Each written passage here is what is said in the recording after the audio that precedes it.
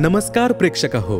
कधी तुम्ही असं अनुभवलंय का की आयुष्याच्या खडतर संघर्षमय वाटचालीत संकटांच्या अंधारात एखाद्या दिव्य मार्गदर्शनाची आवश्यकता असते? प्रेक्षक हो, आज आपण ऐकणार आहोत कोल्हापूरमधून आलेल्या पद्मा आनंद ढोबळे पारंपरिक धार्मिक विधींच्या माध्यमातून जीवनाची शांती शोधत होत्या. संकष्टी, सोमव्रत आणि लक्ष्मीव्रतासारख्या भक्ती साधना त्यांनी प्रामाणिकपणे केल्या. परंतु आयुष्याच्या कठीण क्षणांमध्ये संकट वाढतच गेली आणि समाधान मात्र हरवलं. आणि मग एक दिवस एका पुस्तकाच्या माध्यमातून त्यांचं आयुष्य पूर्णपणे बदललं. संत रामपालजी महाराज यांचा मार्ग त्यांच्यापर्यंत पोहोचला आणि त्यांनी नामदीक्षा घेतली. संत रामपालजी महाराज यांच्या ज्ञानाने त्यांना आणि त्यांच्या कुटुंबाला कसा आधार दिला, चला तर त्यांच्या शब्दातून ऐकूया. नमस्कार सतसाहेबजी. आपलं नाव? पद्मा आनंदा ढोबळे. आपण कुठून आलात? महाराष्ट्र, कोल्हापूर येथून आले. आपला व्यवसाय काय आहे? मी प्रायव्हेट जॉब करते. संत रामपालजी महाराजांची गुरुदीक्षा आपण कधी घेतली? 5 जानेवारी 2010 संत रामपालजी महाराजांची गुरुदीक्षा घेतली मी. संत रामपालजी महाराजांची गुरुदीक्षा घेण्या अगोदर आपण व आपला परिवार कोणती भक्ती साधना करत होतात? महाराष्ट्रात जी पारंपरिक भक्ती आहे तीच करत होते. जसं की संकष्टी, परत लक्ष्मीव्रत वगैरे, सोमव्रत वगैरे, अगदी न पाणी पिता मी व्रत वगैरे केलेत भरपूर असे. आणि सारखं महिन्यातून एकदा तरी म्हणजे घरी कीर्तन वगैरे असायचं. आणि वडील पण त्या भक्ती मार्गातच होते. आणि महिन्यातनं एक तरी होमपूजा वगैरे घरी व्हायची. जसं तुम्ही सांगतात की महाराष्ट्रामध्ये जी प्रचलित भक्ती साधना आहे, जसे की व्रतवैकल्य करणे, होम हवन करणे, ह्या भक्ती साधना आपण करत होतात. तर मला हे विचारायचं आहे की संत रामपालजी महाराजांची ओळख आपल्याला कशी झाली आणि आपण त्यांच्या शरणात कसे आलात? हे वडिलांचे एक मित्र आहेत, ते एकदा घरी आले होते. मग ते म्हटले, तुम्हाला एक पुस्तक आणून देतो, देवाचं आहे, चांगलं आहे, वाचा तुम्ही. मी म्हटलं नाही, मी फक्त भगवद्गीता वगैरे वाचते आणि त्याच्यावरच माझा फक्त विश्वास आहे, असं सांगितलं मी. मग त्याने आमच्या वडिलांचं म्हणजे वडिलांना त्या मार्गाबद्दल सांगितलं होतं की असं असं, आणि ते कधी जाणार होते ते मला माहीत पण नव्हतं. आणि मग ते जाताना एक मला पुस्तक देऊन गेले आणि ते नामदीक्षा घेण्यासाठी आमच्या वडिलांना घेऊन गेले होते. मग ते गेल्यानंतर पुस्तक होतं तसंच होतं, टेबलवर ठेवलेलं, भक्ती सौदागर होतं. मग मी 2 दिवसानं एकदा घरात झाडू मारताना माझी एक नजर फक्त पडली पुस्तकावर. त्याच्यावर संत रामपालजी महाराजांचा फोटो आहे. मग तो फोटोवर एक नजर पडल्यानंतर लगेच 2 दिवसानं मला म्हणजे संत रामपालजी महाराजांनी घरी मला म्हणजे दर्शन दिलं घरातच. म्हणजे आपण सत्यनारायणची पूजा मानतो ती खोली वेगळी असते आणि देवघर हे वेगळं असतं. म्हणजे देवघर सोडून सत्यनारायणची ज्या ठिकाणी पूजा करतो ना, तिथं त्या ठिकाणी गुरुजी बसलेत असं माझ्या स्वप्नात आलं. आणि सगळे देव एका बुट्टीत असं भरून ठेवल्यात असं मला स्वप्नात आलं. आणि मुलगीला पण दर्शन दिलं. आणि मग 1-2 शिडी पण देऊन गेलेली ते भगतजी. मग ते शिडी लावली आणि शिडी प्लेअर लावल्यानंतर संत रामपालजी महाराजांनी भगवद्गीतेचं सांगत होते. मग ते सांगत असताना मी परत शिडी मागं घ्यायची, परत ती भगवद्गीता काढून मी बघत होते. संत रामपालजी महाराजांचे म्हणजे ज्ञान इतकं मोठं उंच टोकाचं आहे की आमची समोर उभारायचं पण हे नाही आहे. आयुष्यात भरपूर ठेचा खाल्ल्यामुळं पूर्ण विश्वास बसणं कठीण होतं. त्याच्यामुळं आम्ही म्हणजे ती भगवद्गीता काढून मी बघायची की हेच सांगतात काय. मग ते सगळं तसं सांगत असताना मी सगळं उघडून बघायची, परत मागे घ्यायची शिडी, परत पुढे घ्यायची. ह्यातच मी बरेच 1-8 दिवस घालवले. तोपर्यंत आमचे वडील तिकडून आले, नामदीक्षा घेऊन आले. मग तिकडं नामदीक्षा घेऊन आल्यानंतर वडील सकाळी संध्या आरती लावायचे, दुपारी पण संध्या आरतीच लावायचे आणि संध्याकाळी पण संध्या आरतीच लावायचे. मला फक्त संत रामपालजी महाराज यांचं संध्या आरतीचाच आवाज फक्त यायचा असं व्हायचं. आणि दिवसभर असं कानात घुमायचं. मग संत रामपालजी महाराजांच्या आवाजाकडे पूर्ण खेचली जात होती. आणि ते म्हटलं, हे मी एक दिवस असं म्हणजे हे झाला माझ्याबरोबर की रात्री हे असताना म्हणजे आतून स्वतः गुरुजी मला सांगता येत नाही माझ्याबरोबर काय म्हणजे चमत्कारच म्हणायला पाहिजे किंवा दृष्टांत म्हणायला पाहिजे, पण आतून खरोखर गुरुजी बोलत होते. रात्रभर संध्या आरती चालू होती, आतनं माझा आवाज येत होता मला.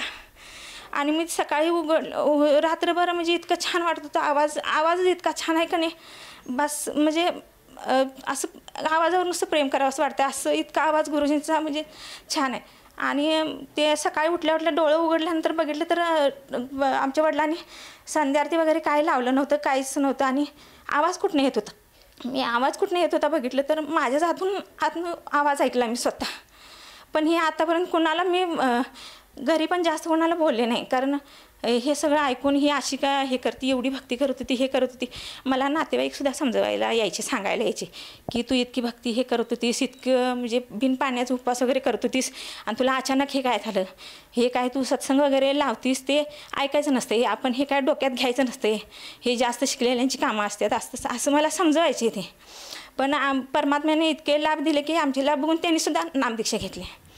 मग तेव्हा मी म्हटलं आमचं तिकीट काढा, म्हटलं तिकडं जायचं, नामदीक्षा घेणार आहे. आणि मग तिथनं आम्ही नामदीक्षा घेतली. जसं तुम्ही सांगत आहात की संत रामपालजी महाराजांचा मार्ग आपल्याला सर्वप्रथम पुस्तकाच्या माध्यमातून कळाला.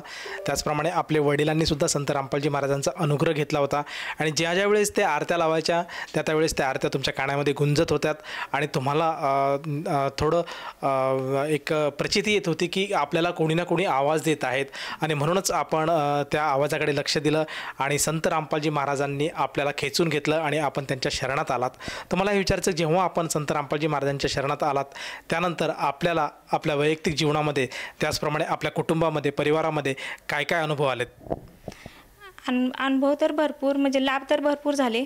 मानसिक टेन्शन जे इतकं घरात होतं ना की आम्ही राहतं घरसुद्धा विकलं होतं आणि दुसरं एक घर घेतलं होतं, ते पण म्हणजे पैसे पण तिकडेच आणि घर नावावर करून देतो म्हणले, ते घर पण नावावर होत नव्हतं.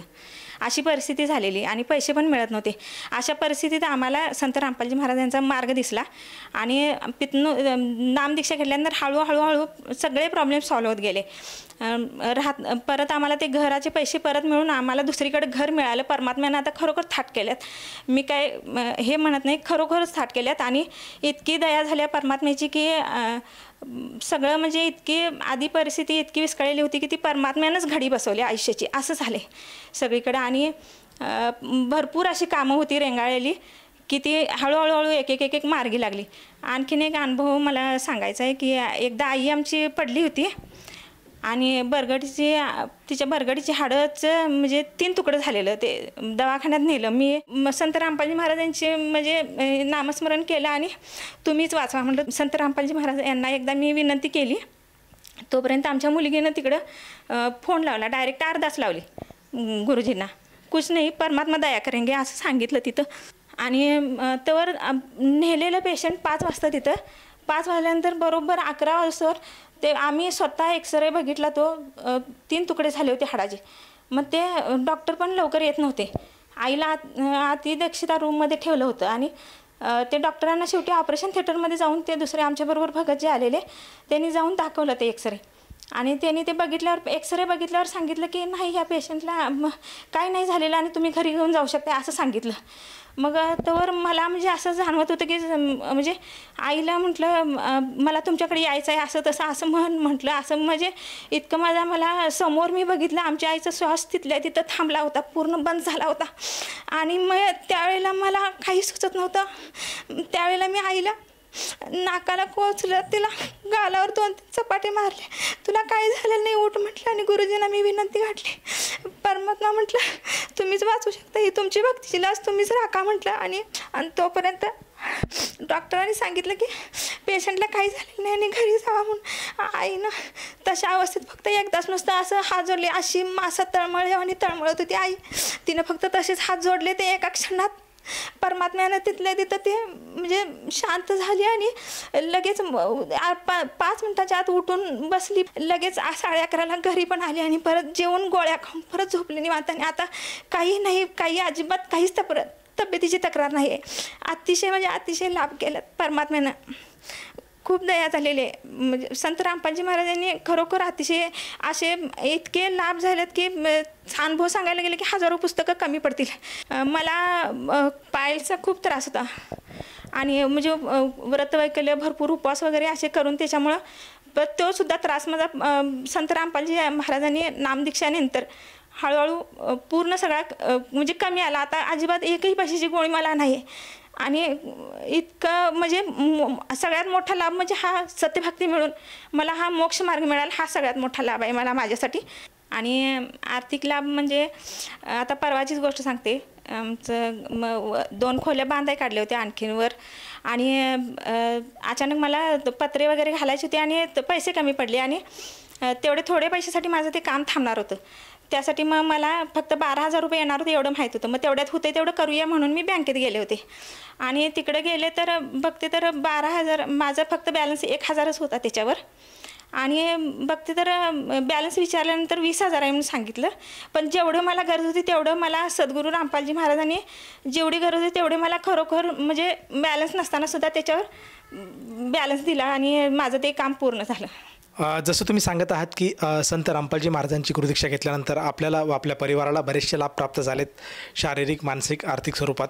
त्याचप्रमाणे आपल्या आईला संत रामपालजी महाराजांच्या सद्भक्तीमुळे आज जीवनदान मिळालेलं आहे. तर ह्या सगळ्या आपल्या लाभातनं आपण आपल्यासारख्या ज्या भगिनी आहेत, त्याचप्रमाणे आपल्या ज्या मैत्रिणी आहेत आणि नातलग आहे, आप्तेष्ट आहे आणि जो भक्त समुदाय आज TV चॅनलच्या माध्यमातून आपल्या ह्या मुलाखतीचा कार्यक्रम बघत आहेत, या सर्वांना उद्देशून आपण काय संदेश द्याल? मी हात जोडून फक्त विनंती करू शकते.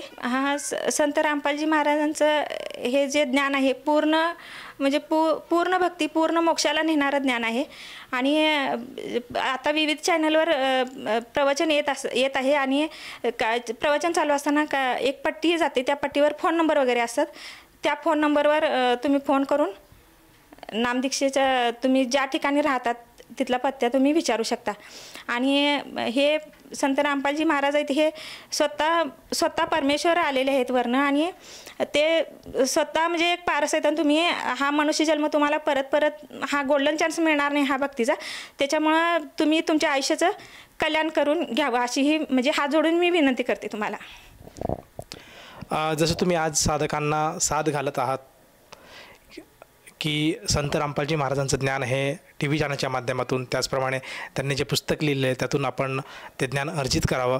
त्याचप्रमाणे आता TV चॅनलवर जे काही नंबर फ्लॅश होत आहेत त्या नंबरवर जर संपर्क साधला तर त्याला साधकाला जिथे संत रामपालजी महाराजांचे नामदान केंद्र आहे तिथला पत्ता मिळेल आणि तेथे जाऊन ती व्यक्ती नामदीक्षा घेऊ शकेल. तर ह्या जर आपल्या हाकेला जर एखादा साधक साथ घालत असेल तर त्या व्यक्तीला त्या नामदान केंद्रावर जाऊन त्या नामदीक्षेसाठी वास्तविक स्वरूपात किती पैसे मोजावे लागतील जेणेकरून त्याला हे संत रामपालजी महाराजांचा मार्ग किंवा गुरुमंत्र मिळेल? नामदीक्षेसाठी एकही पैसा मोजावा लागत नाही. उलटं नामदीक्षा घेतल्यानंतर तेच आपल्याला एक फोटो गुरुजींचा व एक गुरुजींचं भक्तिबोधाचं पुस्तक देतात. तेच तुम्हाला फ्रीमध्ये मिळते. सगळी सोय तिथं फ्रीमध्ये आहे आणि तुम्ही हा लाभ संत रामपालजी महाराज म्हणजे एक पारस आहेत आणि त्याचा तुम्ही लाभ घ्यावा हीच विनंती. धन्यवाद सतसाहेबजी. संपूर्ण विश्वामध्ये 500 पेक्षा जास्त नामदीक्षा केंद्र आहेत जिथे निशुल्क नामदीक्षा दिली जाते. निशुल्क नामदीक्षा प्राप्त करण्यासाठी आणि अधिक माहितीसाठी संपर्क करा 7030303951 7030303952. अद्वितीय आध्यात्मिक ज्ञान वाचण्यासाठी, पाहण्यासाठी आणि ऐकण्यासाठी संत रामपालजी महाराज ॲप अवश्य डाउनलोड करा किंवा आमची वेबसाईट www.jagatgururampalji.org वर विजिट करा.